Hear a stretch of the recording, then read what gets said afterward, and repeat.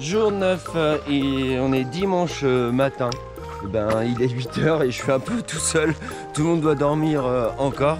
Et je vais aller dans le bourg de Florac me prendre un bon petit déjeuner parce que j'en ai envie et parce qu'on est dimanche. Et aujourd'hui, je sais pas pourquoi, j'ai envie d'encore de continuer de marcher. Envie de prendre ces images, envie de profiter du paysage. Et j'espère juste que le retour ne sera pas trop dur à la maison parce que c'est vrai qu'on s'habitue tous les matins à se lever, plier sa tente, prendre son petit déj et avancer. Le soir, idem, on redéfait les affaires, on plante sa tente et on marche. Et le fait de ne plus marcher, je pense que ça va être compliqué parce que ce matin, en fait, au réveil, on se dit « Ah, mes jambes me font un peu mal ». Et hop, une fois qu'elles sont déverrouillées, comme on peut dire, eh ben on y va. Et c'est parti, on gambade et c'est un réel plaisir. Et je sais que je vais recroiser du monde sur ce chemin aujourd'hui. Et donc ça fait beaucoup de bien. Voilà, donc pour arriver sur Florac, je suis obligé d'être sur le bord de la nationale. C'est pas forcément très agréable, mais c'est vraiment pas très grave parce que quand je vois après où est-ce que je vais aller et regarder en face, si ça c'est pas beau. Et là j'ai le Tarn.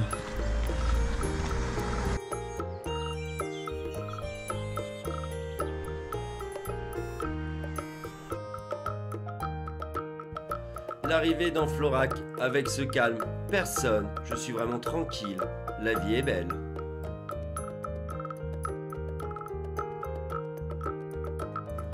Avant de découvrir le sauveur Philippe.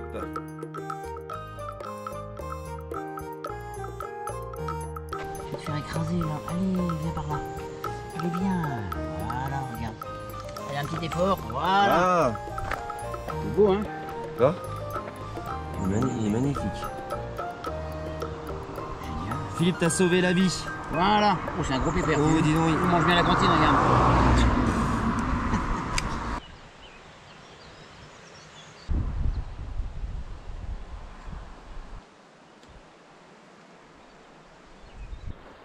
Après ce sauvetage réalisé par Philippe, je vous laisse contempler le paysage qui est toujours aussi beau dans les Cévennes.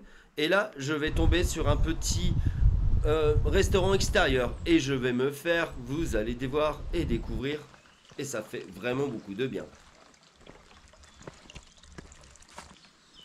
Mais avant, encore une petite montée, parce que Stevenson n'arrête pas de monter et de descendre, il ne faut pas l'oublier. Quel régal au 9e jour de marche, je peux vous dire que ça fait beaucoup de bien.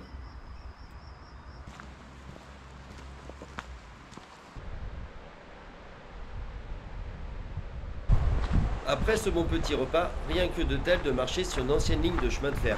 Là, comme vous pouvez voir dans les images, le paysage en bas, la rivière était vraiment très belle. C'était très agréable et de très belles rencontres aussi sur ce chemin.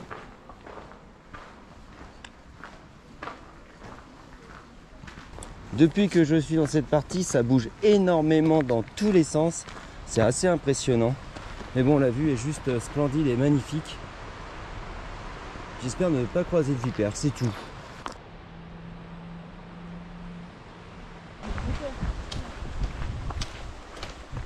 Bonne balade, profitez bien. Merci. Dans quelques secondes, vous allez découvrir les chercheurs d'or sur le chemin de Robert Louis Stevenson. C'était vraiment très intéressant et cette personne s'y connaissait vraiment bien. Maintenant, je vous laisse découvrir.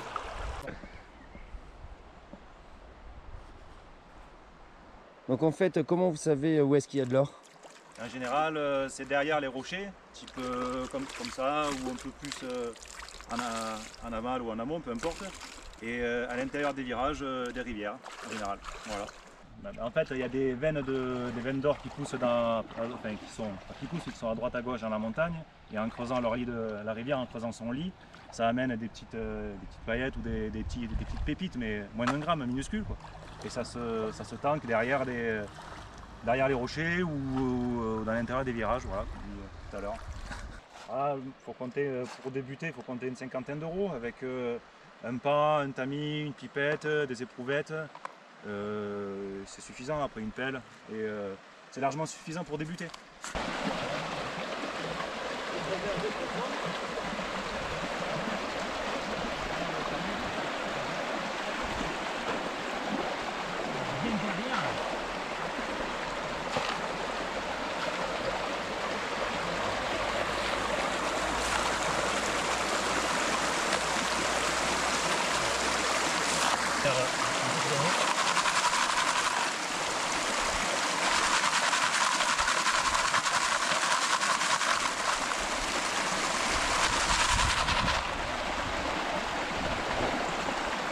peux commencer avec ça au pire. Alors, tu fais gauche, droite, gauche, droite. Attends. Gauche, droite, gauche, droite.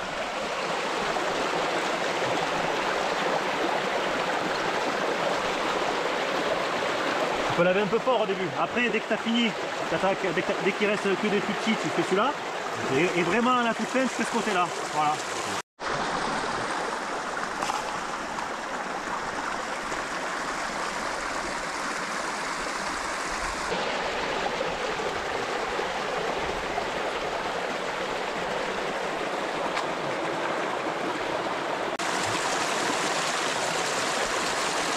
Vas-y. Si vous voulez, l'or, il est plus lourd forcément.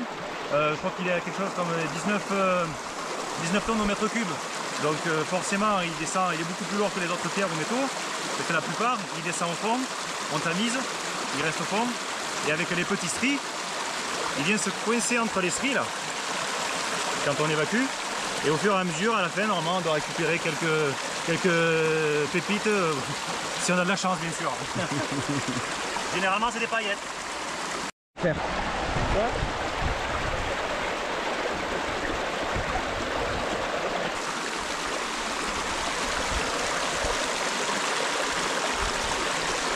C'est encore un peu bien.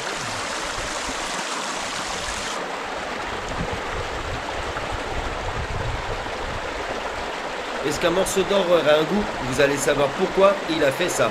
Il y a une raison.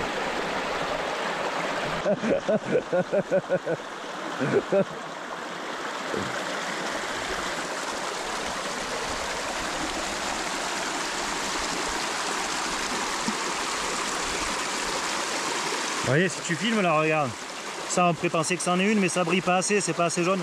Et puis si tu peux la casser avec le doigt. Normalement. Si ça casse pas, c'est de l'or. Voilà, si ça casse pas. Moi, ça brille dans la GoPro. T'es sûr que c'est pas de l'or?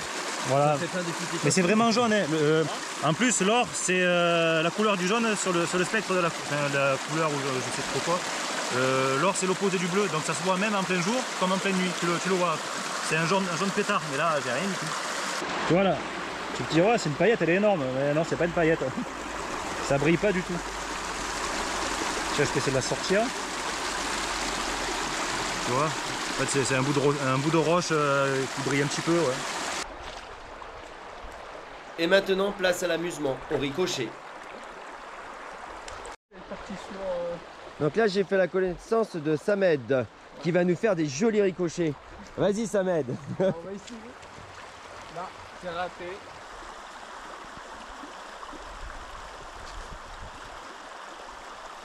Oh, t'as vu?